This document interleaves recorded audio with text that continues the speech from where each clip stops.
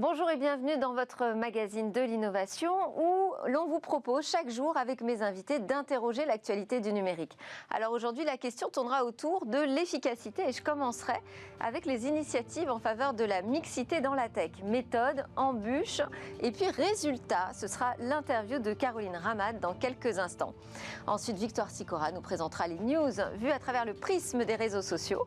Et puis le cœur de cette émission sera consacré aux moyens de booster les startups françaises. Alors justement, je compte sur nos invités pour nous faire part de leur avis sur les dispositifs qui sont réellement utiles. Et en plateau, nous aurons notamment le directeur général adjoint de Huawei France. Et enfin, comme tous les mercredis, nous conclurons cette édition avec le jeu Game Business. Ce rendez-vous particulier parlera de l'efficacité des publicités dans les jeux. Mais d'abord, bonjour Caroline Ramad, merci d'être avec nous. Je précise que vous êtes administrative du comité ONU Femmes France. Durant 3 ans, vous avez dirigé l'incubateur de start-up Willa by Paris Pionnière, qui était le premier accélérateur d'Europe consacré exclusivement aux start-up fondées par des femmes. Et puis l'année dernière, vous décidez de lancer votre start-up à vous, 15 Tech, avec toujours cette volonté d'accélérer dans la mixité. Donc ma question, c'est pourquoi vous avez quand même testé pas mal de méthodes. Qu'est-ce qu'il manquait encore ? Eh bien, en fait, quand j'étais directrice de Willa, je passais mon temps à répondre aux entreprises, aux journalistes. Où sont les femmes dans la tech ? Où sont-elles ? Elles sont la force invisible, en fait, de cette industrie. Et donc, je me suis dit, aujourd'hui, il nous faut une solution concrète. Il nous faut une communauté avec de la donnée, savoir où elles sont, qui elles sont, ce qu'elles veulent. Et donc, on ne pourra pas résoudre ce problème sans avoir la réponse à cette question. Donc, on a créé, en fait, cette solution 15 Tech parce que, également, les entreprises nous disaient par ailleurs, le temps de la communication est dépassé. On veut être dans l'action et on veut des solutions qui nous aident concrètement. Les entreprises ne savent pas comment faire, ne savent pas comment les atteindre, ne savent pas comment leur parler. Et donc, c'est là qu'est née cette solution 15 Tech. Donc, je vais vous parler donc, c'est plus une longuement. Plateforme. Là, en fait, c'est une plateforme très pragmatique. C'est très pragmatique. En fait, je me suis dit, moi, j'ai beaucoup évidemment, je le fais avec une envie d'arriver, parce que je pense que c'est dans la tech qu'il faut qu'on arrive à l'égalité, c'est le futur, et les femmes en sont juste absentes. Donc ça, c'est une conviction très forte que notre économie en dépend, que notre indépendance en tant que femme en dépend, que l'avenir du monde en dépend, mais aujourd'hui, ce temps-là de l'incantation, j'ai envie de dire, il est fini. Aujourd'hui, il faut trouver des solutions. Et donc, on a proposé une plateforme de matching qui permet de favoriser les connexions des femmes de la tech, en fait, avec des entreprises, des investisseurs. Donc, il y a des femmes qui s'enregistrent sur cette plateforme, elles décrivent leurs compétences. Exactement. Et ensuite, ce sont des entreprises, des institutions qui viennent avec leurs besoins RH ? Pas seulement. En fait, on a une sorte de LinkedIn, mais spécifiquement dédié à une communauté de femmes dans le numérique. Donc, d'un côté, on a une expérience, en fait, pour nos membres. Elles s'inscrivent gratuitement, qu'elles soient data scientists, software engineer, gros hackers, entrepreneurs. Tout le monde peut en faire partie ? Tout le monde, c'est gratuit. Okay. Voilà. Le but pour nous, c'est de les rendre visibles et de les connecter à la bonne personne. La bonne personne, c'est quoi ? C'est une paire qui a réussi. C'est un investisseur au moment où vous devez lever les fonds. Un job qui vous fait envie, avec des entreprises qui, du coup, dont on aura validé qu'elles seront non toxiques. Et comment vous les faites venir, alors, ces entreprises ? En fait, les entreprises, on a développé pour elles un SaaS. Donc là, on a une solution vraiment technique qui leur permet d'exposer un abonnement annuel avec, en plus des success fees, s'ils recrutent via 15 Tech, dans lequel ils exposent leur politique de diversité et d'inclusion. C'est-à-dire des success fees, c'est-à-dire ils touchent de l'argent s'ils recrutent des femmes qui viennent de votre plateforme ? Nous, on touche de l'argent. Vous ? Voilà. Et eux, ils atteignent des femmes. Et donc, pour la mise en relation. La promesse, c'est donc, ils mettent en avant leur politique de diversité et d'inclusion. S'ils ne sont pas bons, ils le disent. Ils disent ce qu'ils vont faire pour changer la donne. Ils ont des jobs, ils mettent leur job. Et surtout, on est dans la transparence. On met en avant leur talent féminin. Et on permet de se connecter à elles, mais aussi aux recruteurs, aux managers. Donc, en gros, on est en plus très inclusif, puisque évidemment, on accueille les hommes. C'est les conditions de la réussite pour y arriver. Et donc, finalement, on est très concret sur la manière de faire. Et le nom 15 Tech, ça veut dire objectif 50% des femmes dans le numérique. On en est où actuellement ? Alors déjà, on en est où sur votre plateforme ?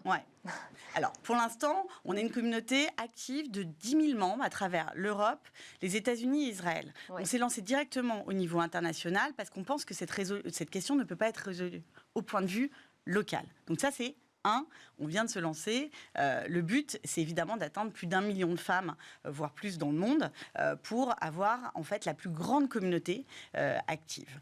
Du point de vue comment est-ce qu'on fait pour les atteindre? Tout simplement, on est tous des acteurs engagés pour résoudre cette question.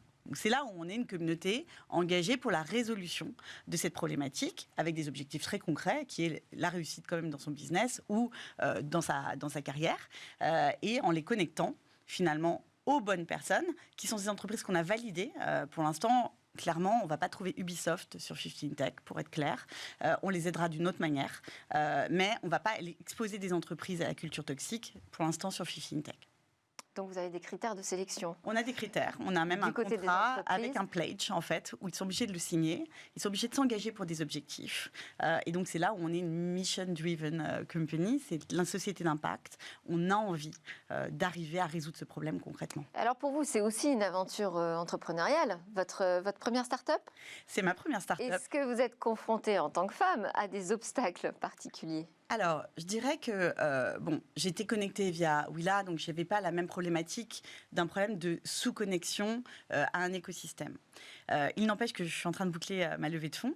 J'ai 90% de femmes investisseurs. Il faut savoir qu'il y a 91% d'hommes investisseurs. C'est super, mais la principale difficulté était de convaincre les hommes. Et là, on en reviendra peut-être sur des sujets comme ça, mais les sujets, c'est un marché qui est émergent, mais qui est énorme. Diversité et inclusion tech solution, c'est vraiment quelque chose qui mérite des solutions aujourd'hui, et sur lequel, en fait, les hommes ont beaucoup de mal à se projeter, voir le marché, alors que de partout, je vous garantis, on a un point de contact, on est contacté par toutes les entreprises en Europe, y compris Stanford Université, qui nous demande de les aider à recruter des femmes dans la tech. Donc, la demande est là. Et je vous dis sincèrement, c'est colossal. On a signé des clients... Mais aller chercher des investisseurs masculins, c'est compliqué. C'est compliqué. Et pourtant, ce sont eux les principaux détenteurs des fonds aujourd'hui. Exactement. Donc, en gros, nous, on va aider les fonds aussi à aller recruter plus de femmes investisseurs. On pense que ça, c'est évidemment une clé du problème. Et puis, on va vraiment mettre les hommes en position d'alliés et de voir les opportunités aujourd'hui. Pourquoi, voilà, on va peut-être revenir sur pourquoi c'est important, mais alors justement, ça, voilà. on va, parce que vous l'avez un peu évoqué au début de cette interview, est-ce qu'on peut rappeler en quoi c'est majeur de se préoccuper de la mixité dans le numérique? Je dirais de la mixité et de la diversité, parce que nous, on a une vision, je vais dire un très... langage technique dans la diversité, mais intersectionnel. On s'adresse évidemment à 52% du genre humain, les femmes, mais dedans, évidemment, les personnes de couleur, d'ethnicité différente, mais également l'âge, la question de l'orientation sexuelle, tout ça, c'est fondamental. C'est fondamental. Et pourquoi c'est important? Alors, juste en quelques mots, parce qu'on arrive à la fin de l'interview. C'est une responsabilité morale, mais 2, c'est un levier de créativité. Aujourd'hui, si vous avez des équipes plus diversifiées, c'est 19% d'innovation en plus. Ça, c'est un résultat concret. Deuxième critère, c'est la performance. Aujourd'hui, on sait qu'une start-up cofondée par une femme, c'est 63% de performance qu'une entreprise entièrement fondée par des hommes. Par ailleurs, les entreprises qui performent le plus, le top, je veux dire le quartile qui fonctionne le plus, qui a le plus de performance, sont les entreprises les plus diversifiées. Et ça a été prouvé par pléthore aujourd'hui. C'est un peu le secret de l'intelligence collective. Merci beaucoup Caroline Ramat de 15 Tech. Objectif donc plus de femmes dans la mixité et à mon échelle aussi plus de femmes dans Smart Tech. Je remercie d'ailleurs Anne Biulac qui nous a mises en relation. On va enchaîner avec la sélection d'actu de Victoire Sicora.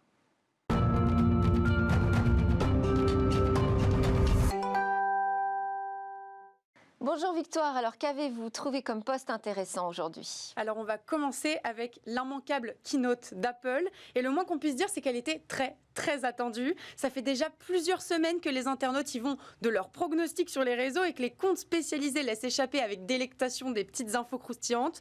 Le rendez-vous tant attendu, c'était hier soir et Covid oblige, il était virtuel. C'est Tim Cook et son équipe qui ont dévoilé les produits de la rentrée et le grand absent, c'est l'iPhone 12. Il se pourrait que ce dernier ne soit finalement lancé qu'en octobre. Apple s'est rattrapé en proposant des nouvelles montres connectées, les Apple Watch Series 6 et l'Apple Watch SE, mais aussi 3 nouveaux iPads, dont un iPad 8e génération qui a beaucoup fait parler de lui. Tim Cook a aussi annoncé un abonnement, l'Apple One, qui regroupe pour $15 les essentiels iCloud, Apple Music, Apple TV ou encore Fitness Plus. Je vous laisse imaginer ce que ça donne le hashtag Apple Keynote 2020 sur Twitter. On continue avec une alliance inédite. Oui, on l'a vu ces derniers mois, les plateformes de jeux vidéo cherchent à étendre leur périmètre. Après le positionnement de Fortnite sur le marché des concerts, c'est au tour de Twitch de mettre un pied dans l'industrie de la mode. Le très attendu défilé Burberry qui se tiendra demain sera diffusé sur la plateforme de jeux streaming Twitch. Alors pourquoi Burberry a choisi Twitch principalement pour son Squad Stream qui permettra à la maison de luxe de diffuser sur 4 écrans en même temps et sur la même fenêtre et ainsi de permettre une expérience plus immersive. Pour plus d'inclusivité, Twitch a aussi mis à disposition de Burberry son outil de chat, un choix audacieux qui a été massivement salué sur les réseaux sociaux. Et hier, vous avez testé une nouvelle fonctionnalité dans Twitter. Oui, et pour ça, j'ai dû créer un compte avec une géolocalisation au Brésil parce que cette nouvelle fonctionnalité n'a été mise à disposition que des tweetos brésiliens pour le moment. Vous vous en souvenez, en juin, je vous avais parlé de tests sur des tweets audio. Et bien maintenant, Twitter tente cette fonctionnalité audio, mais sur les messages privés. Rien de révolutionnaire, ça existe déjà sur Instagram, Facebook ou encore WhatsApp. Mais c'est sûrement une très bonne idée parce que c'est le mode de communication privilégié des jeunes qui ne jurent plus que par ça, plus rapide, plus instantané, mais aussi plus inclusif. Ça permettrait notamment aux handicapés et aux malvoyants de communiquer plus facilement. Un compte à nous conseiller? Alors, s'il n'y avait qu'un seul compte tech à suivre en ce moment, c'est celui de la French Tech. Et pour cause, la tech française a fait sa grande rentrée et on a assisté à de grands raouts qui ont mis à l'honneur le numérique et l'innovation, la rentrée de la tech, France Relance French Tech, AI Paris ou encore France Digital Day. Autant d'événements où la French Tech était présente et elle l'a fait savoir sur ses réseaux sociaux. L'événement France Digital Day a beaucoup fait parler de lui avec notamment la mise en lumière des femmes dans la tech, la remise des awards aux startups ainsi que l'intervention très regardée de Bruno Le Maire. Le ministre de l'économie s'est empressé de partager son intervention sur Twitter en plaçant la tech comme l'élément clé de la relance française, un post repris de nombreuses fois dans les médias. Et nous, on avait France Digital avec nous, on avait l'ambassadeur hier. Est-ce que vous avez une actu à partager, vous également, sur ces derniers jours dans le numérique? Eh bien, totalement. Justement, on était hier à France Digital Day.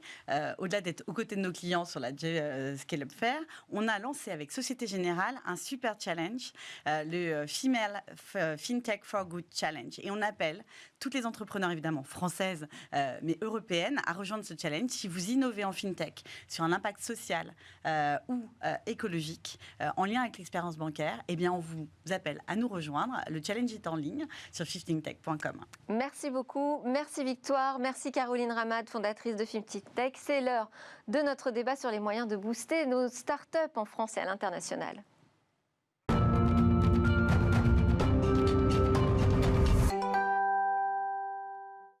Jean Castex a annoncé que 7 milliards d'euros du plan de relance seront consacrés à la filière numérique, dont près de 4 milliards seront dédiés au soutien des startups. Dont acte, mais alors de quoi ont réellement besoin ces jeunes entreprises de la tech? Quels sont les dispositifs les plus efficaces pour aider les startups françaises à déployer leurs ailes? Mes invités nous feront part de leur propre expérience. Autour de la table, Mingang Zhang, directeur général adjoint de Huawei France, qui a lancé hier la 7e édition de son programme Digital Impulse pour faire décoller, je cite, les startups françaises à l'international. Paul Christophe, directeur d'investissement chez Corelia Capital, un fonds de capital risque financé par des investisseurs asiatiques et créé par l'ancienne ministre Fleur Pellerin. Philippe Bouquet, secrétaire général du comité Richelieu, une association professionnelle de 4000 startups, PMI, ETI innovantes qui veulent peser dans les choix économiques du pays. Mingang Zhang, merci d'être avec nous. Vous dites que vous êtes un francophile, d'ailleurs vous avez adopté la nationalité française. Je me demandais quel regard vous portiez sur l'écosystème tech français justement. Est-ce que vous le trouvez très riche, très fragile? Quel est votre regard? Bonjour. Le regard que je porte en fait sur l'écosystème français, évidemment, en fait, c'est un écosystème extrêmement riche. Qu'on dit la France, c'est la terre d'innovation. C'est pour ça qu'on a lancé ces programmes de Digital Impulse qui a ambition en fait de booster les startups françaises vers l'international. Voilà. Alors ce programme Digital Impulse, on va voir une vidéo qui va le présenter pendant qu'on discute. Donc on disait il vise à booster les startups françaises, c'est la 7e édition, ça veut dire que vous avez de l'expérience, du retour d'expérience à partager avec nous. Là où vous êtes concentré sur les applications à impact, impact environnemental, sociétal, impact sur la santé. Parmi l'offre, parce que l'offre est assez pléthorique finalement en termes d'applications, comment est-ce que vous procédez à la sélection ? Alors, tout à fait. Deux mots très rapidement sur ces programmes Digital Impulse. En fait, il y a 7 ans qu'on a créé ces programmes-là, avec évidemment le concours du comité Richelieu et en partenariat, aujourd'hui, je peux dire, durable avec la French Tech et aussi Business France. Ces programmes, en résumé, en 4 mouvements, concours et sélection des startups lauréats. Et évidemment, la troisième étape la plus importante, on peut dire, c'est amener tous ces startups lauréats vers l'Asie, vers Hong Kong, Shenzhen, là où il y a le berceau de l'innovation autour de la Chine. Et alors, ces critères de sélection, qu'est-ce qu'il faut pour être une start-up qui rentre dans votre programme? Les critères, c'est évidemment d'abord innovation de technologie et certaines maturités de projet. D'accord.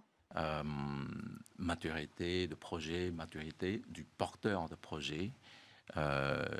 Les thèmes, en fait, à chaque année, ça change. Vous faites une illustration, par exemple, cette année, comme vous avez évoqué, c'est des applications au centre, en fait, de ces programmes pour enrichir, pour construire, en fait, l'App Gallery dans l'écosystème. Est-ce que dans ce domaine précisément, là, cette année, vous avez trouvé beaucoup de projets qui étaient suffisamment matures pour être intéressants et pouvoir être exportés?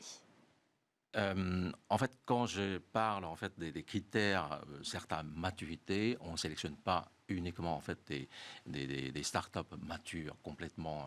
C'est pas ça le critère. Hein. Le critère, c'est à certaines maturités, c'est-à-dire le porteur qui a bien réfléchi, qui a bien construit le projet et ouais. aller sur le marché innovant en Asie.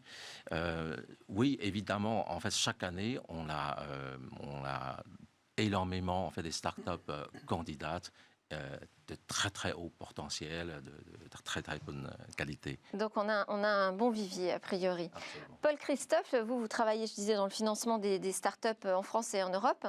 Quels sont les principaux besoins de nos startups françaises aujourd'hui? Moi, j'ai l'impression qu'il y a déjà beaucoup de choses qui ont été faites depuis 8-10 ans pour la French Tech. On a à la fois sur l'early stage, c'est-à-dire sur les tout premiers stades de développement jusqu'au late stage. On pense à Station F comme le plus grand incubateur d'Europe. On pense à la BPI qui offre une gamme depuis subventions, prêts, entrée au capital qui est très importante. Le plan de relance, vous l'avez dit, avec 4 milliards qui est un chiffre déjà très important dédié aux startups du numérique. Sur le late stage qui était il y a quelques années un moment de financement un petit peu un creux. On disait qu'il y avait un creux pour les boîtes qui souhaitaient s'internationaliser, qui souhaitaient diversifier leurs produits. On dit qu'il y avait un creux et il y a eu l'initiative Tibi qui a été lancée. C'est 6 milliards par les grands assureurs de la place de Paris qui est en train de se mettre en place. Donc j'ai l'impression qu'il y a déjà beaucoup de choses. Dispositifs en place, incitatifs et d'accompagnement. Qui permettent d'aider les porteurs de projets. Je crois que l'écosystème a beaucoup fleuri. On a rattrapé, Paris a rattrapé le retard qu'elle avait éventuellement sur Berlin, sur Londres. Et aujourd'hui, on a des investisseurs asiatiques, américains qui viennent en Europe parce qu'ils savent qu'il y a des opportunités très importantes. Alors justement, sur les levées de fonds, qui reste quand même un passage incontournable visiblement, toutes les startups doivent en passer par là. Est-ce que c'est plus compliqué en France? On a des investisseurs qui sont plus frileux? Non, je crois que on lève moins facilement quand même des sommes importantes en France. Oui, mais c'est aussi à des valorisations qui sont moins importantes. Donc en fait, ça montre que en fait, en France, quand on lève 20 millions, on arrive à faire quasiment autant de choses qu'aux États-Unis quand on lève 100 millions. Parce qu'en fait, aux États-Unis, les choses coûtent plus cher, le marketing est plus important, donc les proportions sont regardées comme ça. Je crois que si on se pose la question de comment est-ce qu'on pourrait avoir plus de champions, comme c'est le cas dans la Silicon Valley, comme ça a été le cas aux États-Unis depuis 30-40 ans, il y a une différence quand on analyse les levées de fonds, c'est que quand on regarde les levées de fonds de Airbnb, il y a tous les meilleurs fonds américains, depuis la côte Est jusqu'à la côte Ouest, qui ont investi dans ce champion-là.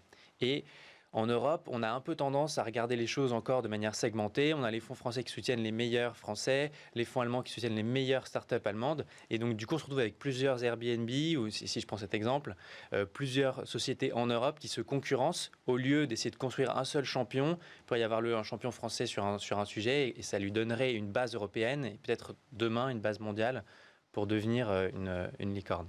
Philippe Bouquet, au-delà du comité Richelieu, vous êtes aussi le PDG d'Atos Rax, qui est une ETI près de Lisieux, spécialisée dans la tôlerie pour des industries comme les télécoms ou l'aéronautique. Quelle est votre propre expérience des dispositifs? On disait qu'il y en a déjà beaucoup en France, on a peut-être fait une mise à niveau qui était nécessaire, mais comment percevez-vous ces dispositifs d'aide aux jeunes entreprises? Pour vous, ils sont suffisants? Oui, comme le disait M. Christophe, on a déjà beaucoup de dispositifs. Ils sont globalement très satisfaisants. Ils évoluent dans le temps. Là, on en a vu des nouveaux arriver par rapport à la crise sanitaire, comme le PGE, par exemple, auquel nous allons aussi avoir les prêts garantis recours. d'État. Voilà, les prêts garantis d'État. Il y a eu le chômage partiel aussi. Exactement. Donc tout ça, ce sont des mesures qui vont dans le bon sens et qui vont aider les entreprises. Après, pour revenir au thème de notre échange sur comment booster les startups, on voit qu'on a de quoi alimenter, je dirais, de faire des bons moteurs, si on compare l'industrie à une voiture. Après, il faut juste penser à lui mettre de l'essence. Donc, il faut un carnet de commandes, il faut un accès au marché. Et ça, c'est quand même le point qui est très important. Aujourd'hui, si toutes les mesures que l'on voit, elles sont, en tout cas, nous, au comité, on les reçoit très positivement. Évidemment, on ne manque pas de revenir vers les pouvoirs publics lorsqu'on a des questions, s'il y a des améliorations, des inquiétudes par rapport à ces mesures, mais globalement, c'est très positif. La vraie inquiétude, elle va être sur la dynamique de reprise, l'accès au marché, le carnet de commandes. Et ça, que ce soit d'ailleurs, quelle que soit la taille de l'entreprise, mais c'est évidemment crucial pour les plus petites. Alors quand même, on va quand même avoir cette enveloppe de 7 milliards qui va arriver du plan de relance. Alors comment on fait pour s'assurer que cet argent soit bien utilisé et que ce plan soit efficace? Quelles sont vos recommandations au comité Richelieu? Je dirais, il faut déjà que les critères on va dire de dépenses ou d'investissement de ces 7 milliards soient clairs et bien compris. Parce qu'on sait aussi, c'est un peu notre défaut, on a un process qui est souvent assez compliqué d'un point de vue administratif pour déposer les dossiers, pour récupérer ces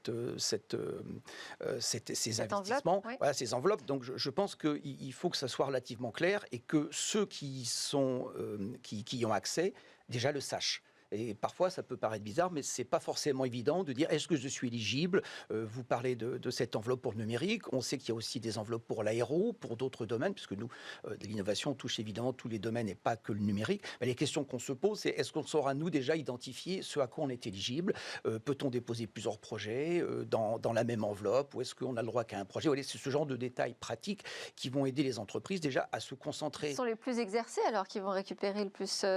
Je dirais les mieux informés. De facilité. Les mieux informés. Voilà, et c'est pour ça qu'un réseau comme le nôtre sert aussi à ça, à nos adhérents, à passer l'information, partager l'expérience pour justement accélérer et en tout cas simplifier ces démarches-là. Mingang Zhang, on parle aussi de l'importance de l'essence dans la start-up, l'accès au marché. Justement, ça fait partie pour vous des points indispensables que vous apportez aux start-up? J'entends ça, là, je pense tout de suite, en fait, ça, c'est effectivement l'essence qu'on dit. Justement, en fait, on a cette ambition de booster les start-up en disant ça. Concrètement, qu'est-ce qu'on fait? Je disais tout à l'heure, il y a 3 étapes. Et puis, le 3e étape, en fait, c'est amener les startups lauréats sur le marché à Hong Kong, à Shenzhen, pour aller en contact direct avec le marché. Concrètement, voilà, en une semaine, on monte 65 rendez-vous avec 10 startups. Donc, vous pouvez imaginer en 5 jours. Donc là, c'est une semaine très, très dense. Donc les startups, elles vont pitcher, elles se débrouillent toutes seules une fois qu'elles sont sur place pour signer leur premier contrat? Non. Si on les amène, en fait, c'est bien, on les accompagne, on monte les rendez-vous, on les accompagne sur les rendez-vous. Évidemment, on ne peut pas accompagner 65 rendez-vous tous et B. En fonction des besoins, en fonction des besoins, de sujets, etc., on les accompagne et on les explique, on les montre, on les ramène, en fait, on les visite. Là, je parle des 65 rendez-vous, ce sont des rendez-vous individuels. Et qu'est-ce que vous obtenez comme résultat? Est-ce que vous constatez qu'effectivement, le marché rencontre la demande? Absolument. Je pense que la prochaine fois, vous pouvez en fait interroger des startups qu'on a soutenues et qu'on soutient toujours, puisqu'on a un programme Anomni. Dans le club Anomni, on réunit quelques centaines de startups jusqu'à cette année. Et bon, après cette année, on va monter jusqu'à 70, quelque chose comme ça. Et pendant les clubs Anomni, on apporte en fait des réponses à leurs questions, etc. Donc, évidemment, avec un accompagnement continu. Et quand ils rencontrent le marché, on les explique non seulement dans la démarche qu'on a fait de cette semaine de voyage, ce qu'on appelle en fait le voyage exploratoire, qui rencontre et le marché, et les fabricants, et parfois aussi des financeurs, des industriels, etc. Donc ça, c'est un programme, cette ambition-là, on porte notamment pour cette année, qui est assez particulier suite à cette crise sanitaire, et on parle beaucoup en fait de relance, le plan de relance, et notre ambition pour cette année en particulier, c'est bien contribuer en fait à l'innovation Make in France, à la relance économique. Par exemple, vous avez posé la question tout à l'heure, on a mis App Gallery, les applications au plein centre, en fait, ce programme-là, cette année. Pourquoi? Parce que, en fait, à travers ces sujets, qu'on a rencontré beaucoup de startups qui développent des applications de très haute qualité, à travers ces App Gallery, d'abord, on a des retours de financement qui est plus attractifs pour les adhérents, pour entrer dans cette communauté, premièrement. Et deuxièmement, on met à la disposition des startups, des éditeurs d'applications, des ressources de développeurs pour adapter leur application dans l'environnement App Gallery. Donc là, vous complétez véritablement leur offre. Là, il y a d'une part en fait, une rémunération plus importante, et d'autre part des aides en termes de développement, de ressources. Et troisièmement, on les met en lumière, on va dire, à travers des programmes marketing dans l'App Gallery, les meilleures applications, les plus avancées, les plus intéressantes, etc. Quant à retour d'expérience sur ces 7 ans, évidemment, on l'a vu, les startups qu'ils ont installées en Chine et qu'ils ont ouvert plusieurs bureaux, qu'ils ont déployé en fait sur le marché chinois. J'entends en fait Azopt System qui, ça fait des années qu'ils ont travaillé en Chine.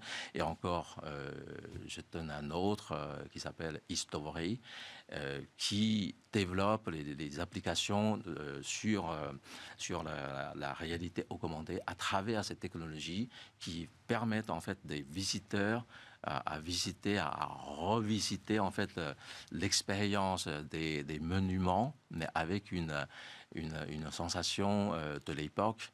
Donc reconstituer en fait Ils ont accès aujourd'hui donc au marché chinois. Ils ont accès au marché chinois. Ils ont History par exemple en France, ça marche très bien aussi avec les châteaux de Blois, Champort, etc. Bons exemples. On va demander aux spécialistes de Corelia qui est financé par des investisseurs asiatiques. Est-ce que la France, c'est attractif aujourd'hui pour les investisseurs étrangers? Oui. Absolument. Je pense qu'il y a eu déjà beaucoup de choses qui ont été faites avec les États-Unis, qui sont devenus très attentifs au marché français, au marché européen, qui ont compris qu'il y avait des opportunités très importantes en Europe. Et c'est la même chose en Asie, je pense, avec moins de liens qui se sont encore construits. On est plus au début de l'histoire. Oui, exactement. Pour plein de raisons, mais je pense notamment pour des sujets culturels, qui sont qu'on est moins proches. mais on voit de plus en plus d'investisseurs d'Asie qui viennent en Europe, Et qui qu'est-ce qu'ils financent viennent des chercher fonds. ici? Quel est notre meilleur atout? Je crois que la tech en Europe, elle a très tôt pris le tournant d'une certaine manière de voir la société, de voir le monde. Elle a très tôt pris le tournant de l'impact social, environnemental. Et elle reste aussi si je parle d'un point de vue plus financier, à des niveaux de valorisation qui sont plus faibles. Donc du coup, c'est aussi potentiellement là qu'il y a des retours financiers très importants à faire, comparé aux États-Unis par exemple, où si je me place d'un point de vue asiatique, où les valorisations sont déjà très élevées, où il y a une concurrence très forte d'autres fonds locaux. On est encore un pays en voie de développement, en fait. C'est ça que vous dites sur Non, les quand même- startups? Quand même pas. Quand même pas, mais je pense qu'il y a des vraies opportunités ici. Alors, d'ailleurs, je parle des startups, mais Ouais. il y en a d'autres qui ont besoin d'investissement sur les PME et les ETI notamment. Vous n'allez pas me contredire, Philippe Bouquet. Non, bien sûr. Est-ce qu'elles ont des besoins spécifiques, hein, ces entreprises de la tech qui sont plus dans le stade start-up? Je crois que de manière assez classique, en fonction de la maturité de leur développement, elles ont besoin soit de renforcer leurs fonds propres, soit elles font appel à de la dette. Mais là, on a tous les outils pour ça. Je dirais Ils aujourd'hui... ne sont pas les oubliés aujourd'hui du développement économique Honnêtement, je ne pense pas. Honnêtement, je ne pense pas. Aujourd'hui, ce qu'elles ont vraiment besoin, encore une fois, c'est... les aides sont toujours les bienvenues, mais en fait, nous, ce qu'on revendique au comité, ce qu'on veut, c'est de l'activité. C'est du chiffre d'affaires. Les aides, c'est bien, mais une entreprise qui est trop dépendante d'aides, c'est qu'elle a un problème. Donc aujourd'hui, les aides pour passer des périodes difficiles, elles sont nécessaires, elles sont appréciables, mais c'est vraiment, encore une fois, c'est l'accès au marché. Et si on prend... Alors, cet accès au marché, on a parlé des initiatives comme Huawei qui le fait de manière active en France. Il y a l'État aussi. Est-ce que l'État français investit suffisamment dans ces startups de la tech et ces ETI et ces PME qui sont sur le numérique? Je dirais, il ne faut pas non plus tout attendre de l'État.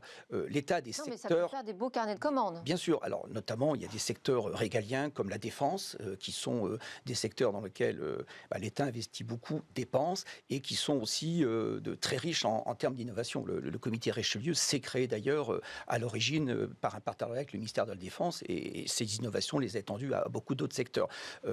Après, encore une fois, vous avez un type d'acteur aussi, à l'image de Huawei, qui est un groupe chinois qui est installé en France, mais nous avons, nous aussi, en France, des grands groupes internationaux.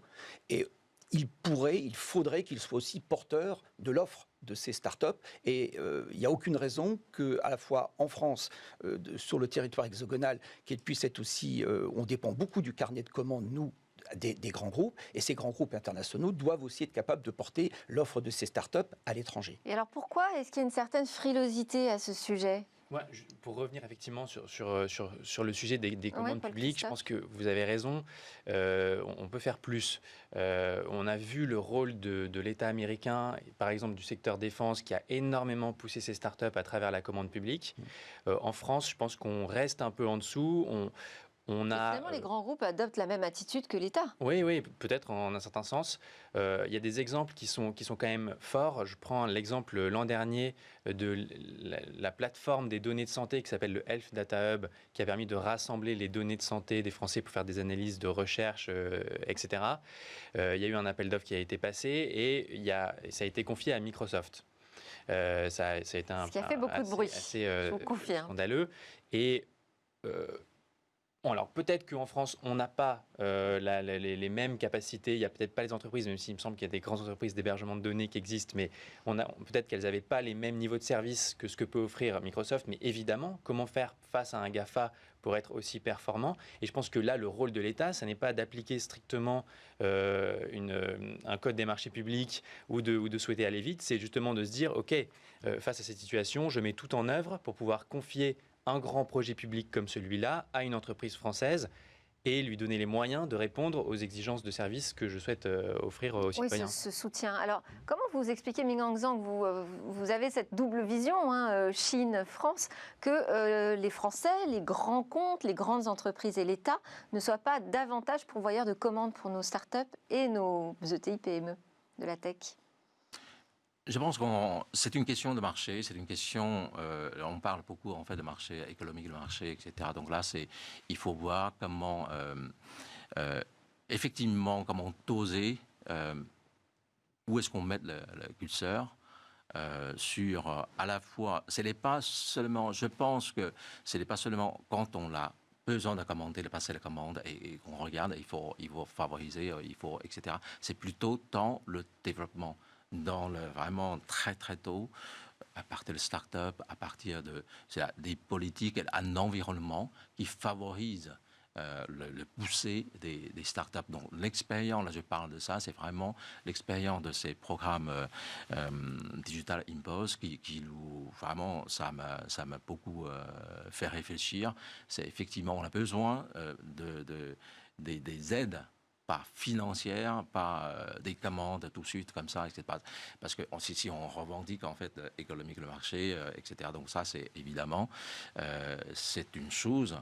Mais je pense que l'État ou bien les acteurs, là, Philippe évoquait tout à l'heure les grands groupes, etc. Donc nous, pourquoi on a adopté cette démarche de créer un programme? Parce que nous étions, et nous sommes toujours, je pense, une grosse start-up. Il y a 30 ans, c'était une start-up. Alors vous êtes passé numéro 1 vendeur de smartphones, vous êtes le leader sur les équipements télécoms. C'est une très très grosse start-up. Oui. Enfin, quand je dis start-up, c'est dans le sens en fait qu'on est très dynamique, on est très pragmatique dans les choix, et notamment on est autonome au niveau financier, etc. Donc là, ça permet d'établir une stratégie. Vous savez, en fait, 100% de Huawei est possédé par à peu près 100 000 actionnaires salariés. Donc, ces actionnaires salariés qui élient le groupe, un peu comme les grands électeurs, et ensuite qui élient le président de conseil d'administration, etc. Donc, évidemment, les stratégies adoptées par le conseil d'administration, il y a adhésion, en fait, de tout l'ensemble quasi des salariés. Donc, on peut établir en fait des visions, des stratégies de long terme. On développe, vous imaginez qu'on parle de 5G aujourd'hui, mais il y a 10 ans qu'on a commencé à travailler, on a investi en fait quelques dizaines de milliards en fait, de dollars dans ce développement. Donc, ça, je pense que c'est important, un rôle à jouer, mais un rôle vraiment global, c'est-à-dire qu'il ne suffit pas de sortir une enveloppe, il faut vraiment aller à l'accompagnement jusqu'au bout. C'est la fin de cette partie de l'émission du débat. Merci beaucoup pour vos interventions. Minghang Zhang, directeur général adjoint de Huawei France, Paul Christophe, directeur d'investissement chez Corelia Capital, et Philippe Bouquet, secrétaire général du comité Richelieu. Juste après la pause, on va s'intéresser à l'industrie du jeu vidéo.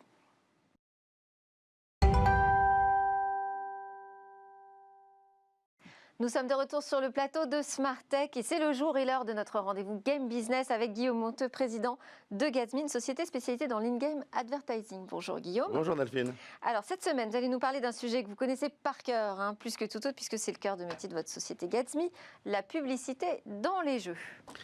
Et oui, parce que la publicité dans les jeux, c'est un sujet important, voire majeur, parce qu'il permet à la fois d'avoir des jeux gratuits en free-to-play, et il permet aussi aux studios de développement qui ont des temps de développement des jeux qui sont particulièrement longs, de demander des avances à des marques. Et quand on sait que les temps de développement des jeux peuvent parfois durer 3, 4, 5 ans, c'est particulièrement utile. S'il n'y a pas ces revenus, on n'aura pas de très très beaux jeux sur le marché. C'est sûr. Qu'est-ce qu'on trouve comme format spécifique dans les jeux? On peut les énumérer, on peut les lister. D'abord, il y a le sponsorship. Le sponsorship, c'est très simple, c'est le fait d'associer une marque à un jeu à une marque.